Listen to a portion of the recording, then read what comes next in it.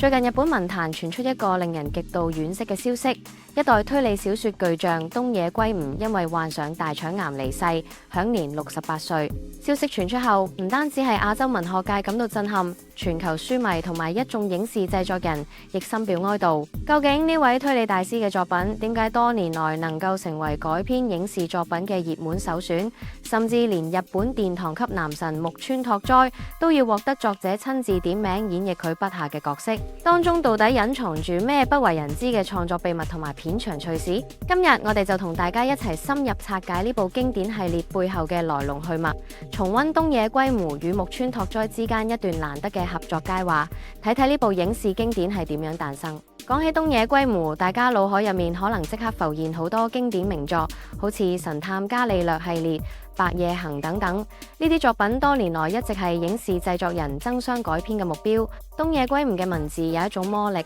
能夠將人性嘅深沉同埋推理嘅複雜完美結合，令讀者讀完之後久久唔能夠平復。不過有一套小說當年就經歷咗好長一段時間嘅籌備，先至成功搬上大銀幕。嗰套就係喺日本創下355萬冊驚人銷量嘅《假面酒店》系列。其實呢部小說一推出市場就已經好受歡迎，唔少電影公司都好想攞到版權去拍，但係過程並唔係一帆風順，甚至經歷咗漫長嘅拉鋸。背後原因係東野圭吾對自己嘅作品要求極高，佢唔單止係睇重商業價值，更睇重選角係咪能夠完美還原角色嘅靈魂。對於呢位作家嚟講，角色嘅靈魂唔係隨便揾個演員就交差到，佢一直喺等待一個最適合新田浩介呢個角色嘅人選，甚至可以話係堅持要揾到心目中嘅最佳人選先肯開機拍攝。結果呢個等待過程足足長達6年，直至最終確定由木村拓哉答應接演，東野圭吾先至點頭答應授權開拍。呢種對作品嘅執着，先至成就咗後嚟嘅傳奇。木村拓哉喺《假面酒店》入面飾演刑警新田浩介，呢個選擇可以話係眾望所歸，亦都係東野圭吾嘅堅持。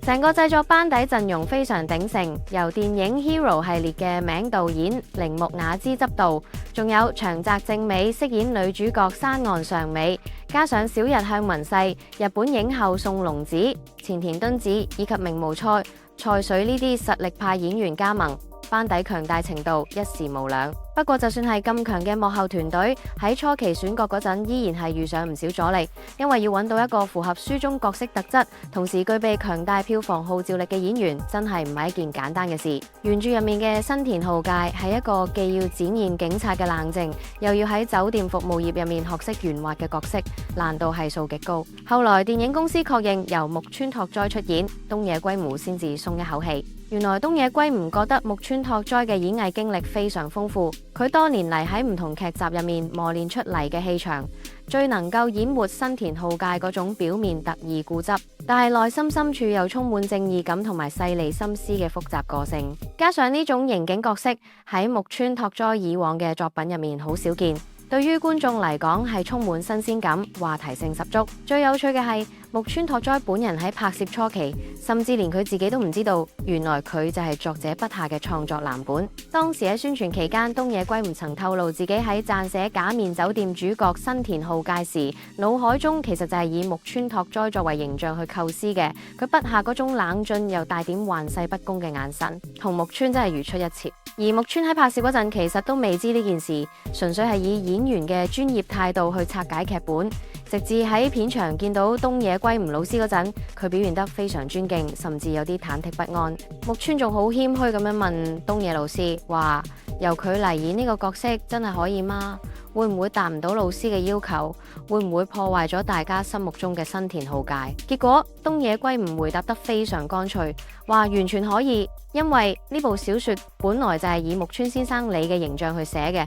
個角色簡直就係為你度身訂造。呢番說話令到木村聽完之後又驚又喜，完全冇諗到自己原來係作家心目中嘅不二之選。嗰種如釋重負又帶點受寵若驚嘅心情，相信只有佢本人先最清楚。呢種作家同演員之間嘅默契，其實係演藝界入面好難得見到，亦都係點解呢部電影最後呈現出嚟嘅效果會咁具說服力嘅原因。成件事真係充滿咗戲劇性，甚至比起劇本身更加動人。講到呢部作品嘅核心概念，其實係一個極之矛盾又充滿張力嘅設計。故事背景設定喺一家高級酒店，當發生連續命案之後，警察嘅職責係要徹查真相，揭開客人口中嘅謊言，而酒店從業員嘅首要任務卻係要守護客人嘅私隱，保護佢哋免受騷擾。兩者嘅立場看似完全對立，但其實骨子入面，大家都係看穿客人假面嘅專家。木村拓哉聽完東野解釋呢種創作思路之後，仲好鬼馬咁話，